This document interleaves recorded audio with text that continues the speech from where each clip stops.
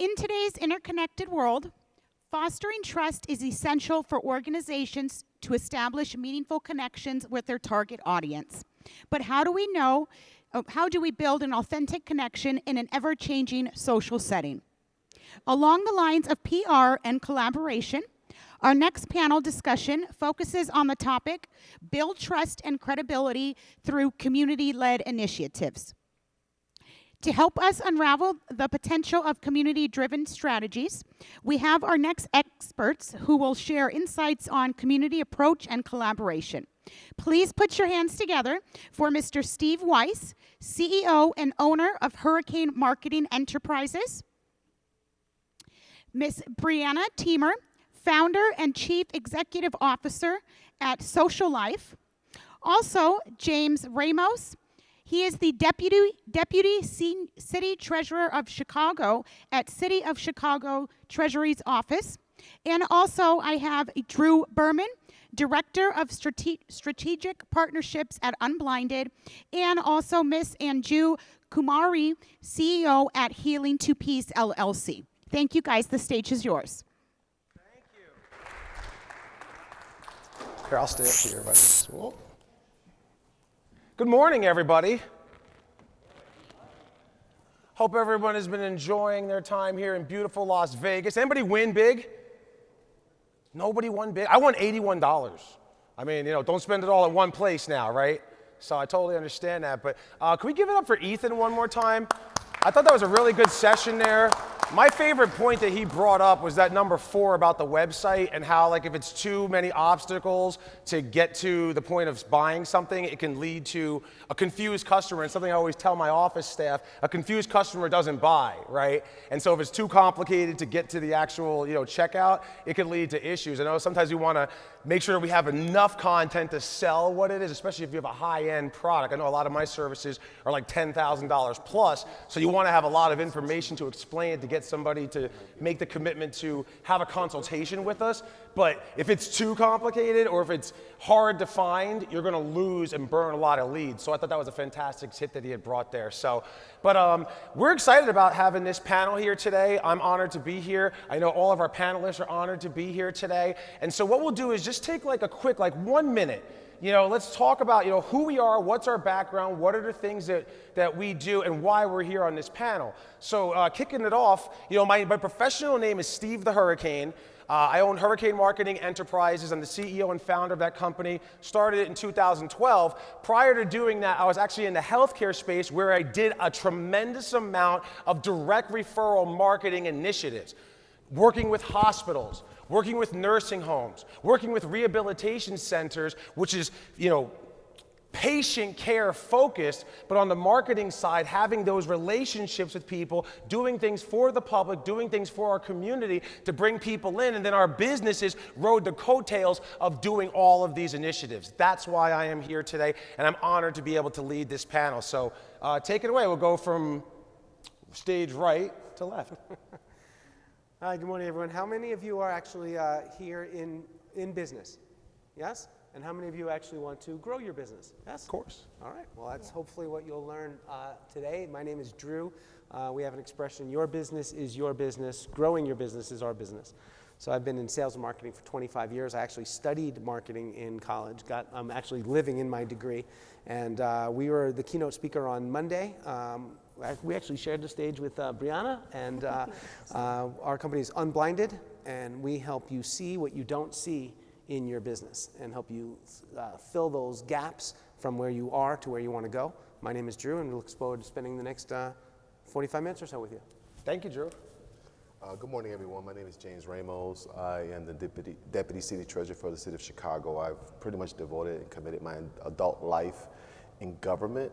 When we talk about community-led initiatives, whether it comes from business or government, and building trust within the community, that's something that I've done throughout my adult life within government and building those partnerships and trying to make a difference. So I hope to share some of that experience with you all today. Thank you so much. Hello everyone, I'm Anju. I'm the CEO and founder of Healing to Peace LLC. We focus on empowering and educating, especially trauma survivors, because everything is a little different for them. and it's really difficult for them to find a safe space where they can grow and heal together. So I'm on the grounds, I'm closely connected with local law enforcement, non-profit organization, business owners, and individual who wants to make some difference in the life of those survivors. So marketing is a very important part in my business, as if I am on the path to help people, I have to go in between them so they can come towards me. Excellent. Thank you so much. And Breana, last but not least. Good morning, everyone. My name is Breana Teamer. I am the founder and owner of Social Lyfe. We are a branding and design agency really focused on creating dynamic social media campaigns. We're currently doing a little bit of restructuring to where the branding and for the social media campaigns will eventually funnel into things like email marketing, web designs, and things like that, especially to boost certain initiatives within the community or even just within an organization's ecosystem. So really just adding that creativity, combining creativity and marketing and kind of amplifying it through storytelling and visuals and all that good stuff. I love it. So this is an open forum, so if anybody has any questions, definitely feel free to raise your hand, let us know. We're here to help, we're here to serve.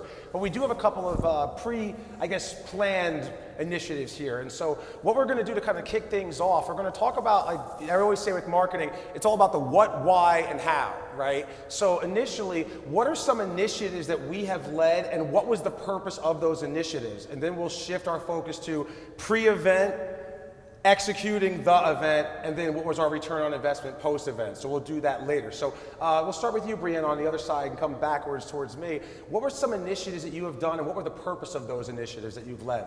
Yeah, so one of the most recent initiatives that I worked on was a Juneteenth initiative, really bringing to the forefront what Juneteenth actually means, because a lot of individuals and organizations and things like that, they don't really understand why Juneteenth is so important, especially for African Americans and things like that. So where I came in is, my client came to me with an idea, and I kind of helped them amplify it and to turn it into something that could be translated into a way that the masses could understand. So that came down to event branding, kind of like event logistics and things like that. What kind of things would keep people engaged at the event and things like that? Do we want it to be focused around adults or the youth? Those are all things that came up and all things that we worked through. So the overall theme for the Juneteenth event was Proud to Be. And I didn't want to tie it into like proud to be African American or proud to be Black or proud to be free or anything like that. Just kind of generalizing it in a way that's still branded to Juneteenth, but in a way where everyone could relate to it. So proud to be, whatever you're proud to be. And how does that translate across the board to different races, ethnicities, and then especially African Americans, because I feel like that would resonate with the audience to say, okay, this is why it's so important to celebrate Juneteenth and to celebrate things like that and uplift certain initiatives around that. I love it. Thank you so much for sharing. Anju, right? Yeah, that was really good. Proud to be what you do. So that's really amazing. For me, like I say, I work in my audience is mostly trauma survivors, so I needed to create a safe space for them, and I started by sharing myself towards them. And what we do, we find individuals and they reach out to us and we help them to grow what they already have. We try to find their hidden talent and then we place them in the right field there they can grow and feel safe at the same time. And most of them obviously need marketing because they are so scared that I'm useless, I'm not good for anything. So we give them their power back and they have the full control, and that way they can grow more.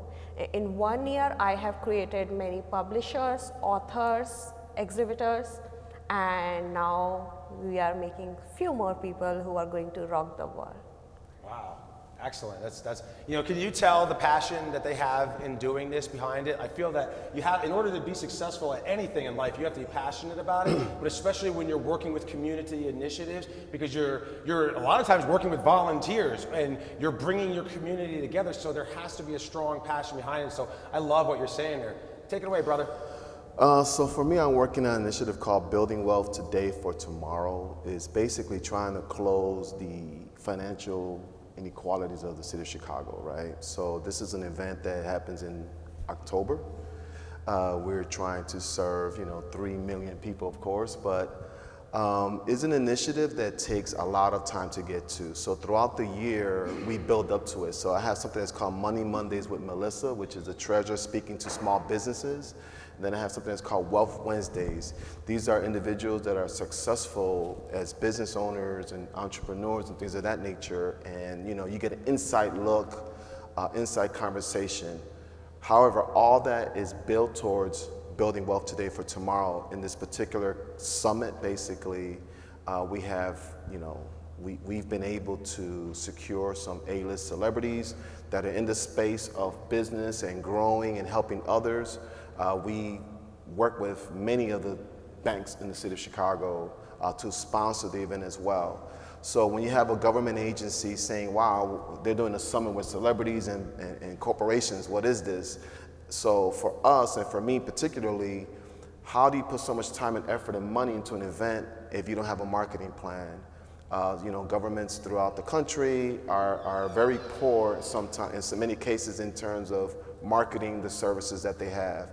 So a couple key things. One, we needed to hire consultants that, know the space of marketing, and then hire individuals internally that are project managers, marketers, and communications and PR experts. And so that has led to us to have, what we have now, a successful event. And, even today, in a sense of the event, we already have over, several hundred registered, and we're months away from the event. And that's just the key. The key is basically have an event that will serve the community as a whole. One of the things I also did in bringing in different leaders from the community is like, this is the summit, this is how we want to close the gap, what do you need? So it's not just us telling the community, hey, this is the services, we work with banks, we know better than you. It was more so, hey, this is what we want to do. What else do we need? What else is missing? And then we will market that to the community as a whole. I love it. And it's interesting too, I look forward as we're continuing to go through our discussions here, hearing the behind the scenes of the government, because it is so interesting where, like you said, there's so many programs out there and a lot of people aren't even aware of it, and you have to market to get people to use the benefit that's there for them. So that's a lot of challenges you're going through. So this is exciting stuff as we're coming through. Take it away, brother. Yeah. So how many of you heard about the pandemic that just happened around the world? Yeah. What's that? What is that? And how many of you were impacted in any way, shape, or form over the last 3 years? Yeah? Of course. Yeah. Well, what if there was a mechanism in place? What if there was a mechanism in place for you to talk to your target audience, your ideal avatar, your ideal business partner on a regular basis? That's what we had to pivot when COVID hit, and we created a program online called The Heart of Influence. And The Heart of Influence is a show that we host, and instead of doing how many of you have heard of like podcasts, stuff like that? Yeah? Of course. So instead of doing a one-on-one podcast, what if you could do a 1-on-8 program, 1-on-10 program, where you have hierarchical primacy over your ideal target market, and you're only inviting to your program someone who could be a potential client, someone who could bring you in to speak, or someone who you could do a potential joint venture or collaboration with. That's what we invented. So we have a show called The Heart of Influence. It was invented by the owner and founder of our company, Unblinded. Sean Callagy was the keynote speaker the other day, and he's blind. And our target market is people like yourself, entrepreneurs, business owners, and for the last 3 years, we've focused on the triangle of trust: lawyers, accountants, financial planners, where we would actively reach out to our ideal target market and invite them onto a show. The conversation was open, Listening was open. They weren't being sold anything. We were giving them value by introducing them to 5 or 8 other professionals that they would want to meet in the marketplace. We gave them value. We made it fun. We recorded it. We sent them a recording. We used social media. Oh, and by the way, we've done it consistently 700 times. So we've created a database of 3,000 ideal target markets that are the exact people that we want to work with, because we invited them to be on a shared experience, because all business comes from relationships. All relationships comes from shared experiences. And what we're having now is a shared experience. But it cost a couple $1,000s. You had to fly to a hotel. You had to eat bad hotel food for 3 straight days. But what if you can create a shared experience with no cost, add value to your ideal clients, do it on a regular basis, and that's what we've done. So if after this talk you would like to be on our show, we would love to have you, as we will be having multiple shows over the next couple weeks, introducing people who are at this conference in an intimate setting via Zoom, 5 to 10 people instead of 1,000 people, so that you can meet more target people. So if you want to connect with me after, let's please do that. And our show is called The Heart of Influence. If you don't have a platform for you and your target audience, that is one of my tips for the day. Create a platform for your target audience to learn about you and to meet other people as well. Drew, right? Yes, sir. That was fantastic, and I love it. And that model totally works. Actually, later on today, I'm doing a session on branding, and I have a magazine, and I have a show too.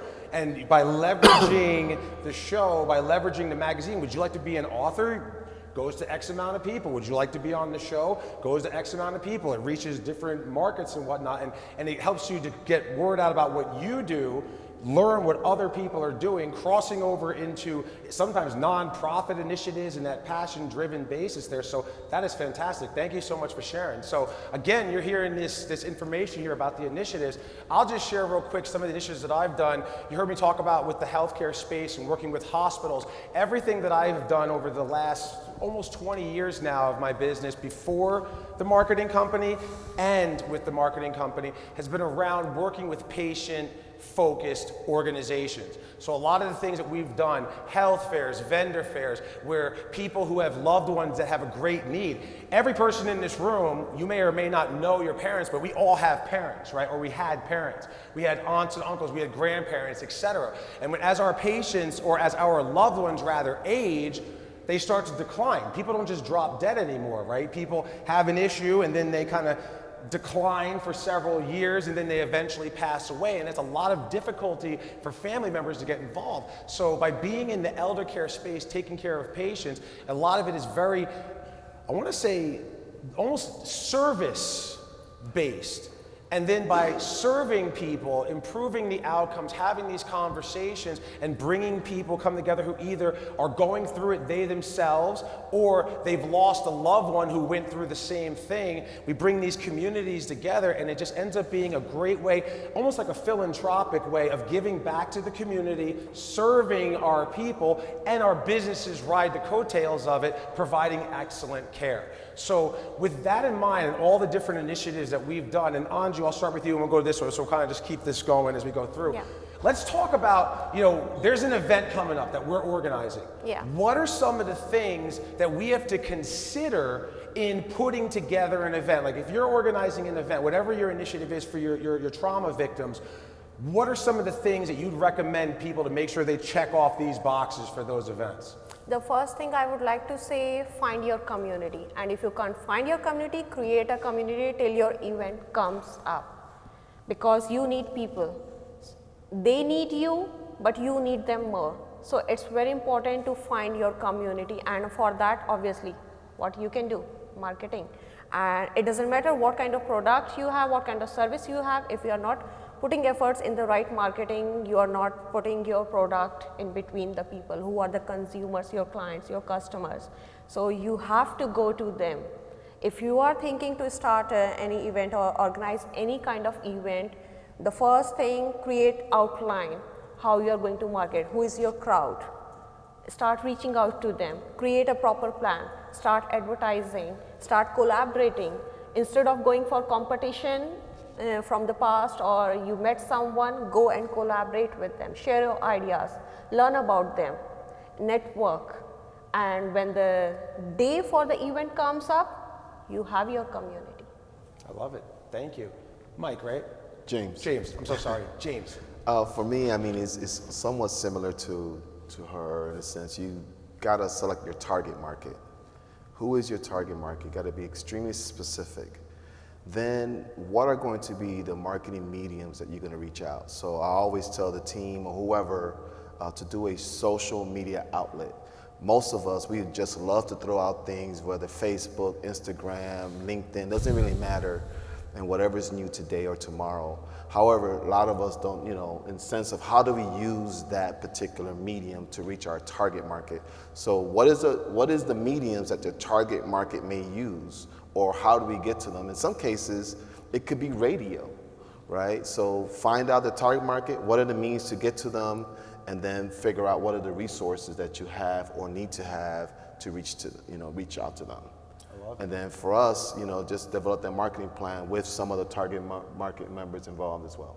Now, before we move on, I want to ask you, because with being in the government sector, right? And I know a lot of times, like, you have other people on the stage here who are, I'm gonna say, you have nonprofit initiatives. Even if you're an employee or you own a company, still there's nonprofit initiatives here. So if you are putting together an event, you want to collaborate with the city, you want to collaborate with the county, you want to collaborate with the state, or even nationally, there's a lot of red tape, approvals and whatnot. So would you just share whatever you can, a little insights into what's the behind the scenes processes to get some kind of collaboration going with your government? So first and foremost, it starts off with leadership, right? So leadership can tell you and send you out through red tape. And in some cases, you will never get out of it. Well, it's because the leadership, in a sense, never really wanted to collaborate with the non-for-profit or the corporation in itself. So that's first and foremost. Now, if the non-for-profit or the corporation is wanting to utilize the services that the government provides, is a lot easier in a sense. Sometimes it gets a little difficult when it comes to money, right? So non-for-profits, corporations, and things of that nature, they come to the government for things that we can't really do. And that is provide funds outside of a grant, right? But typically it's leadership. As long as you have a good relationship with whether it's that elected official, whether it's the chief of staff, or whether it's a personnel or head of the department, usually the collaboration gets done. Because if a non-for-profit can serve the target audience that that particular department or that government wants to target, it's just a win-win for everyone. So just building those relationships.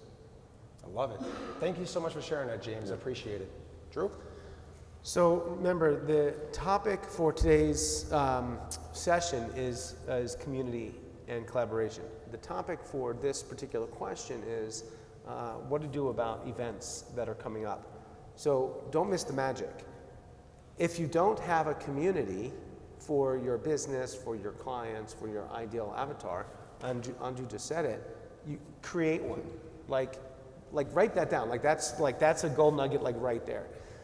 Same thing with events. If you don't have any events coming up, create one. Create an event. Don't just attend events, create events. Because when you create events, you have a leadership role in the eyes of the attendees. If you are one of 20 that are attending an event, you are one of 20 that are attending an event. And it's all great that they all want to meet each other. If you are the one throwing the event, then you are the one throwing the event, which means 20 people are coming to see you, which means you have leadership, or what our words are, hierarchical primacy over the clients and attendees. So once you have an event, how do you maximize it, right? The word is promote.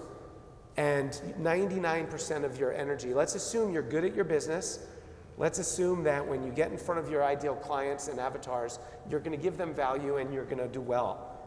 The rest of your time is marketing.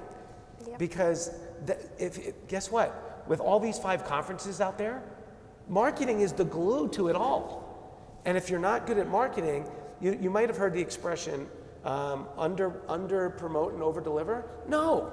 That's ridiculous. That's like saying we have a pretty good Broadway show that's opening. It's about a B. The score is about a C, the costumes are and the acting is like pretty good, and then we'll blow them away. No. Make every event powerful. Have a pre-event campaign. Make sure your event is great. Have a post-event campaign. How? Well, ask any of us and we'll show you how on all of that. And engage in all of the touch points. Email, text, social media.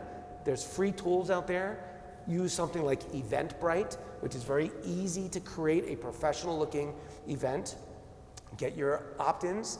Make sure you're getting phone numbers and emails, because yes means maybe, maybe means no. So when you're inviting, don't forget phone. Don't rely on social media. Don't rely on Eventbrite. Don't rely on text. Don't rely on email. Pick up the phone. Can I count on you? What's your name? Chaz. Chaz? The event is starting in an hour. We've got a seat for you front and center. If there's a snowstorm or a flat tire, can I count on you to be there? Yes? He said absolutely. Absolutely means yes. Yes means maybe. Maybe means no. Convert your maybes to yes or no. If it's a maybe, say what obstacles do we need to overcome to get there. If they say yes, can I count on you? If they say no, book another time in the future to keep the relationship going. Drew, I absolutely love it. Everything that they said, this is really good. I'm feeling the juices flowing from every single one of us, because we've all kind of like built upon each one of our answers here to that. And so just to continue with it, something that I train all of my business clients on is creating something called Power Partners, right? And I love what Drew said. We want to go to events, but we definitely want to make sure that we're hosting and doing our own events. When we host and do our own events, we are the primary person at that organization everybody wants to see at that event, right?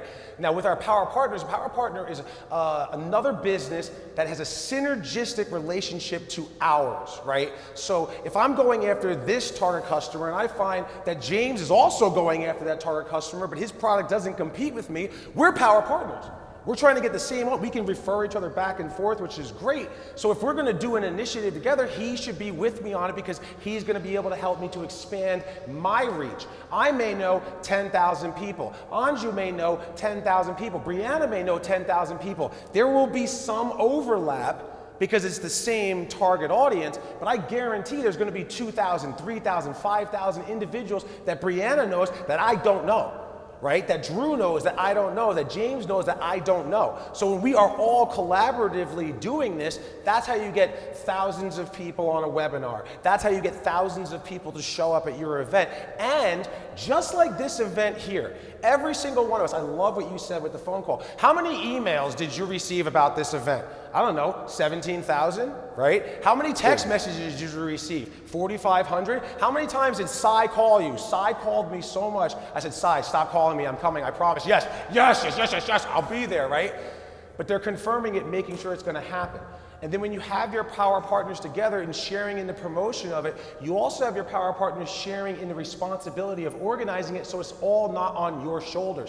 If you're an entrepreneur like me, I don't have time to do everything. I'm a CEO. I speak 25 to 50 times a year at different conferences all around the world, so I'm not going to be able to do it. I have my own 13, 14 staff members who can do some of the responsibilities, but then the Power Partnering companies, they have teams that can help. And so all of us collectively coming together, that allows us to share in the cost, share in the risk, but everybody brings it in and everybody gets to share in the reward.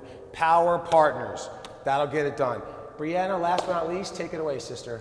Yeah, so everything that you guys have said has been wonderful. Target audience, definitely having a pre-campaign strategy, all of that, partners, sponsors, all of that, all contributes to a great community-led initiative. But when I think about the topic of the panel, which is building trust and credibility within community-led initiatives, I think that we have to get clear on, are we targeting our community, so your business's community, or the community? Right. And I think those are two separate things. So your target audience, that's your community. But the community is the people that surround us, that surround our businesses, that help keep the economy flowing and is working within our ecosystem, who is affected by the things that we do, our social responsibility pieces and things like that. So I think when it comes to leading community initiatives, we have to decipher initially if our community-led initiative is going to be geared towards our community, our internal community that we built within our organizations and our brands and things like that, or the community, the people that surround us and the people that live within the same city or maybe the next city over. And I think that that's an important piece too. Absolutely. Thank you so much, Breana. I love it. So we're coming close to the end of our time here. So what we'll do is we'll combine these next two questions, right? So now it's we put all this work and effort. We organized the event. We promoted the heck out of it. It's go time, right? Now we got to go out and execute and deliver on making this event go. So just real quick, maybe like 1 minute, one tip on the day of execution when something goes wrong. Because nothing ever goes the way it's supposed to, right? As a matter of fact, right, all of us, we are here on stage 10 minutes earlier, right? Yep. So there's a little bit of a snafu with that, but you have to be able to, the show must go on, right? So one tip of advice when things don't go well, right? And so James, would you like to kick it off? Sure. I just want to add one thing to the last question. Make sure you have a budget. When you have a budget, make sure you put some money into marketing. A lot of times you have $100,000 and you just spend that on a program, and then it's like, oh my God, I got to market. So, and this is for any industry. So make sure you take a percentage for marketing. In terms of being prepared for the unexpected, I mean, it's always going to be something unexpected. I think for a leader, you have to be calm, cool, and collective. You always have to have and think on your feet of what can go wrong and what are some of the things. Actually, on my way here, on the hallway, I had a call, something went pretty wrong. We signed a contract with a physical sponsor that's going to collect our funds from our sponsorship dollars from the banks. We're talking several $100,000, but we also have a scholarship initiative, and so our attorney said, we just signed the contract, so any scholarship funds, I don't know what we're gonna do. So they were freaking out. So wait a minute, we're promising $5,000 to each student, and that means you have to take 15% out of that. I said, no, we just give them the $5,000, and we'll take the 15% off the corporate funds. Case done. So people were panicking in the office. So it's just a matter of thinking on your feet, making sure you have different avenues that you can take and go to. And last but not least, any initiatives that you do have, regardless if it's government, corporate, community, you have to do exactly what you say you're going to do. If not, you're not going to build that trust with the community. The community doesn't really trust us, so making sure that you say and do what you're going to do is important. I love it. Drew? Bumper stickers. Bumper stickers and t-shirts. Those slogans that you've seen, just breathe. Go with the flow. Mm-hmm. Be flexible. Shit happens. Shit happens. Right. Don't sweat the small stuff. All of them Life is too short. Life is too short. All of them are real. Nothing's gonna go as planned. They talk about Murphy's Law, where everything you plan goes astray. It's not Murphy's Law. Murphy's got a committee. The whole crew is designed to sabotage. And if you breathe, if you relax, if you focus on your highest priorities first, I've been teaching a triangle for 25 years. The triangle is very simple. Communication, expectations, deliverables. You get those three in alignment, and as long as you have good communication, be honest, be flexible, treat people with respect, breathe, make eye contact, go with the flow, don't take yourself too seriously, and know that everything's, in the end, everything's gonna be okay, and if not everything's okay, then we're not yet at the end. So when things go wrong, keep adding order into chaos, because there's chaos everywhere. Add order, add order, add order, and eventually you'll have organized chaos, and then just do the reps. Do it 10,000 times, and you'll get better and better and better. Amen. Love it, Drew. Just piggybacking on everything that James and Drew said here, one of the things I love about when you do an event is having contingencies, right? Having a plan B, having plan C, D, E, F, and so on and so forth. I'll never forget, I was actually master of ceremonies for a 4-day event for about 5,000 professionals from around the world in Orlando, Florida, a couple years ago. And being the MC for the event, that's when you're seeing everything that's going on behind the scenes. You're introducing speakers. I literally had Les Brown was supposed to take the stage. Les Brown, everybody knows who Les Brown is, right? All right. So he's ready to take this. He's supposed to take the stage in 5 minutes, and he was disappearing, right? He was gone. Couldn't find Les Brown. So I was like, what are we going to do? So I had contingencies set up as the master of ceremonies for that event where I gave slides that I could talk to for 5 minutes, 15 minutes, 10 minutes, so that if somebody was missing and to keep the show going on, there was good fillers in between so that the audience had no clue that our keynote speaker was missing in action. Now he ended up showing up about 60 seconds before he had to go on stage, but that's beside the point. So by having contingencies as backups and just in case, it helps to keep the show moving forward, it helps to keep the event moving forward, and your audience will never know, and they'll leave having a great experience, even though you may be backstage, all right? Breana? Yeah, 1,000%. I think the biggest thing is being able to seamlessly pivot at any point in time. And then also having your team there and having responsibilities for each team member and things like that. I think that definitely helps when creating a really dynamic event. I also think just constantly engaging the audience throughout the entire time. So another thing that I like to do when I'm planning and executing events is have something happening, something big happening every hour on the hour to keep the audience engaged, to keep the attendance high and participation there, and present. Those are all things that I like to use, but yeah, just being able to pivot, realize that not everything is gonna go perfect, no matter how many times you plan it, how many times you go over it with your team, there's always gonna be that one little thing that may slip through the cracks. And being able to have that flexibility to pivot is definitely gonna make or break the event, really. I love it. Thank you so much. Anju, finish us up. Yeah, like everyone already covered about, like if you are organizing an event, stay in touch. Stay in touch even after the event. Don't just leave, oh, it's done, it's over. Follow up. And we never know what can go wrong during the event. Be ready for that. Make your team ready for that. I would like to especially mention Sai. I don't know how he handled everyone. Whatever question came up, he replied within 10 to 20 minutes and he solved it. That's very impressive. So this is my first experience with the conference and I'm really impressed, and I would love to come back again and again with more people, with my team and with my community. And as we are about to close this, I will say start now. Not when you step out of the room, before leaving the table. Start now, start marketing. You don't have social media, that's okay. You will make it happen. You don't have LinkedIn, that's okay. No website, that's okay. But you have your voice. Speak up and just start now. Fantastic advice. This was wonderful. So we're right at the top here. So just real quick, if anybody has any further questions, how can we find you? So we'll just go from stage left to right. So Breana, how can everybody find you, your social media, and we'll come back this way and then we'll end. Yeah, so you can find everything that you need right on my website or our website, www.getsocial.today. I love it. Anju?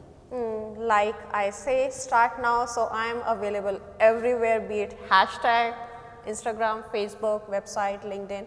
You can look for me from my signature name, that's The Wisdom Pro. That's my website also, and Healing to Peace, that's my business, and the two is numeric, healingtopeace.com, or you can just connect with me on social media, wherever you want. I'm very reachable. Thank you. Yeah, James Ramos on LinkedIn, James Ramos Chicago on Instagram, or ATID diversity.com. I have a training development company as well. Thank you, James. My name is Drew. Most people just call me Drew. Meet me after. Let's have a connection, let's shake hands, let's look each other in the eye, and discuss a time that we could see if there's alignment between what we do and what you do, and let's have a human conversation first, and then take it to social after. I love it. And last but not least, my friends, it's real easy to find me. My name is Steve the Hurricane. Steve the Hurricane.